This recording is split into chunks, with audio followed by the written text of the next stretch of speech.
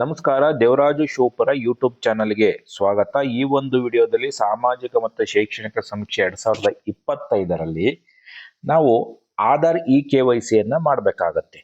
ಯಾವ ಸದಸ್ಯರುಗಳ ಒಂದು ಸಮೀಕ್ಷೆಯನ್ನ ಮಾಡ್ತಾ ಇದ್ದೀವೋ ಅವರ ಆಧಾರ್ KYCಯನ್ನ ಮಾಡಬೇಕಾಗತ್ತೆ. ಅದನ್ನು ಮಾಡ್ತಕ್ಕಂಥದ್ದು ಹೇಗೆ ಅಂತಕ್ಕಂಥದ್ದನ್ನ ಈ ಒಂದು ವಿಡಿಯೋದಲ್ಲಿ ನೋಡ್ತಾ ಹೋಗೋಣ. ಮೊದಲಿಗೆ ನಾವು ನಮ್ಮ ಫೋನ್ ನಂಬರನ್ನು, ಯಾರು ಸಮೀಕ್ಷಾದಾರರು ಇರ್ತಾರೆ ಅವ್ರ ಫೋನ್ ನಂಬರನ್ನು ಹಾಕಿ ಕಂಟಿನ್ಯೂ ಕೊಡ್ತೀವಿ ಅಂದ್ರೆ ಲಾಗಿನ್ ಆಗ್ತೀವಿ.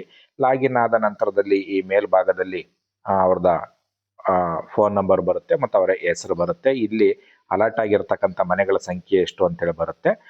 ನಂತರ ಸ್ಟಾರ್ಟ್ ಸರ್ವೆ ಅಂತೇಳಿ ಕೊಡ್ತೀವಿ.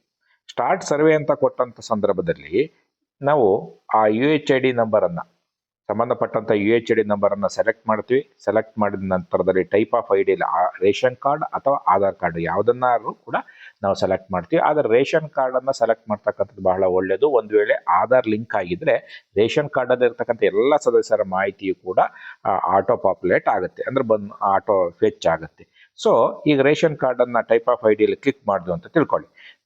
ಕ್ಲಿಕ್ ಮಾಡಿದಂಥ ಒಂದು ಸಂದರ್ಭದಲ್ಲಿ ಈ ರೀತಿಯ ಒಂದು ಇಂಟರ್ಫೇಸ್, ಈ ತರದ ಒಂದು ಪೇಜ್ ಓಪನ್ ಆಗುತ್ತೆ. ಇದನ್ನ KYC ವೆರಿಫಿಕೇಶನ್ ಅಂತ ಹೇಳಿ, ಅಂದ್ರೆ ಮಾಹಿತಿ ಕೊಡ್ತಿರ್ತಕ್ಕಂಥ ಅಧಿಕೃತ ವ್ಯಕ್ತಿ ಹೌದಾ ಅಲ್ವಾ ಅಂತ ಹೇಳಿ ನಾವು ಚೆಕ್ ಮಾಡೋದಕ್ಕೋಸ್ಕರ KYCಯನ್ನ ಮಾಡಬೇಕಾಗತ್ತೆ. ಏನು KYC?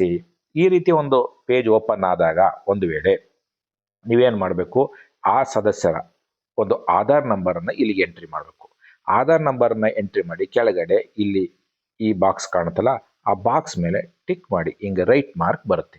ಕೆಲವರಿಗೆ ಇದು ಇಂಗ್ಲಿಷ್ನಲ್ಲಿ ಓಪನ್ ಆಗುತ್ತೆ, ಕೆಲವರಿಗೆ ಕನ್ನಡದಾಗ ಓಪನ್ ಆಗುತ್ತೆ. ಈ ರೀತಿ ಇಲ್ಲಿಗೆ ಆಧಾರ್ ನಂಬರನ್ನು ಎಂಟ್ರಿ ಮಾಡಬೇಕು. ಈ ಬಾಕ್ಸ್ ಅನ್ನ ಕ್ಲಿಕ್ ಮಾಡಬೇಕು, ರೈಟ್ ಮಾರ್ಕ್ ಅನ್ನ ಕ್ಲಿಕ್ ಮಾಡಿದ ನಂತರದಲ್ಲಿ ನೋಡಿದ್ದೀನ ಇದೇ ಪೇಜನ್ನು ಸ್ವಲ್ಪ ಸ್ಕ್ರೋಲ್ ಮಾಡಬೇಕು.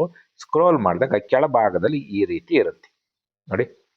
ಕೆಳಭಾಗದಲ್ಲಿ ಈ ರೀತಿ ಇರುತ್ತೆ. OTP ಇರುತ್ತೆ, ಫೇಸ್ ಕ್ಯಾಪ್ಚರ್ ಇರುತ್ತೆ, ಫಿಂಗರ್ ಪ್ರಿಂಟ್ ಮತ್ತು ಐರಿಸ್ ಕ್ಯಾಪ್ಚರ್ ಅಂತ ಇರುತ್ತೆ. ಆಕ್ಚುಲಿ ನಾವು ಎರಡು ವಿಧಾನದಲ್ಲಿ, ಒಂದು OTP ವಿಧಾನದಲ್ಲಿ, ಮತ್ತೊಂದು ಫೇಸ್ ಕ್ಯಾಪ್ಚರ್, ಎರಡು ವಿಧಾನದಲ್ಲಿ ಮಾಡಬೇಕು. ಫೇಸ್ ಕ್ಯಾಪ್ಚರ್ ಮಾಡಲಿಕ್ಕೆ ಮತ್ತೊಂದು ಬೇರೆ ಆ್ಯಪನ್ನು ಕೂಡ ಇನ್ಸ್ಟಾಲ್ ಮಾಡ್ಕೋಬೇಕಾಗ್ತದೆ. ಅದನ್ನು ಮುಂದಿನ ವಿಡಿಯೋದಲ್ಲಿ ತಿಳಿಸ್ತೀನಿ.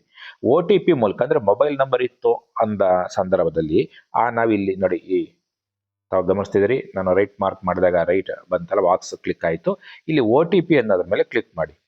ಇವು ಮೊದಲು OTP ಅನ್ನೋದ್ರ ಮೇಲೆ ಕ್ಲಿಕ್ ಮಾಡಿ. ಕ್ಲಿಕ್ ಮಾಡಿದಾಗ ಈ ರೀತಿ ಕಲರ್ ಬರುತ್ತೆ. ಅದೇನಾಗುತ್ತೆ, ಈ ಒಂದು ಆಧಾರ್ ನಂಬರ್ಗೆ ಲಿಂಕ್ ಆಗಿರ್ತಕ್ಕಂಥ ಒಂದು ಮೊಬೈಲ್ ನಂಬರ್ಗೆ OTP ಹೋಗುತ್ತೆ. ಯಾವ ಆಧಾರ್ ನಂಬರನ್ನ ಮೇಲ್ಗಡೆ ಟೈಪ್ ಮಾಡಿರ್ತಾರೋ ಆ ನಂಬರ್ಗೆ OTP ಹೋಗುತ್ತೆ. ಆ OTPನ ಈ ರೀತಿ ಕ್ಲಿಕ್ ಮಾಡಿದ ನಂತರದಲ್ಲಿ ಕೆಳಭಾಗದಲ್ಲಿ ಕ್ಯಾಪ್ಚರ್ OTP ಅಂತೇಳಿ ಬರುತ್ತೆ. ಕ್ಯಾಪ್ಚರ್ OTP ಅಂತ ಬರುತ್ತೆ. ಕ್ಯಾಪ್ಚರ್ OTP ಅಂತ ಬರುತ್ತೆ. ಅದ್ರ ಮೇಲೆ ನೀವು ಕ್ಲಿಕ್ ಮಾಡಬೇಕು. ಕ್ಲಿಕ್ ಮಾಡಿದಾಗ OTP ಸೆಂಡ್ ಆಗುತ್ತೆ ಸಂಬಂಧಪಟ್ಟಂತ ಲಿಂಕ್ ಆಗಿರ್ತಕ್ಕಂಥ ಮೊಬೈಲ್ಗೆ. ಕೆಳಭಾಗದಲ್ಲಿ OTPಯನ್ನ ಎಂಟ್ರಿ ಮಾಡಲಿಕ್ಕೆ ಈ ರೀತಿ ಒಂದು ಬಾಕ್ಸ್ ಓಪನ್ ಆಗುತ್ತೆ. ಆ ಬಾಕ್ಸ್ಗೆ ಆ ಸದಸ್ಯರಿಂದ OTPಯನ್ನ ಪಡೆದು ಆ OTPಯನ್ನ ನಾವು ಟೈಪ್ ಮಾಡಿ ಸಬ್ಮಿಟ್ ಅನ್ನ ಕೊಡಬೇಕು.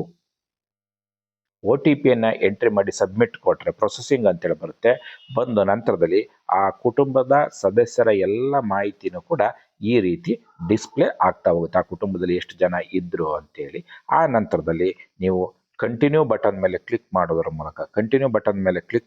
ಮೂಲಕ ನೀವು ನಿಮ್ಮ ಸಮೀಕ್ಷೆಯನ್ನು ಕಂಟಿನ್ಯೂ ಮಾಡಬಹುದು. ನೀವು ಇದುವರೆಗೂ ಕೂಡ ದೇವರಾಜು ಶಿವಪುರ ಯೂಟ್ಯೂಬ್ ಚಾನಲ್ಗೆ ಸಬ್ಸ್ಕ್ರೈಬ್ ಆಗಿಲ್ಲ ಅಂದರೆ ಸಬ್ಸ್ಕ್ರೈಬ್ ಆಗಿ. ವಿಡಿಯೋ ಇಷ್ಟ ಆದರೆ ಲೈಕ್ ಮಾಡಿ, ಶೇರ್ ಮಾಡಿ. ಧನ್ಯವಾದಗಳು.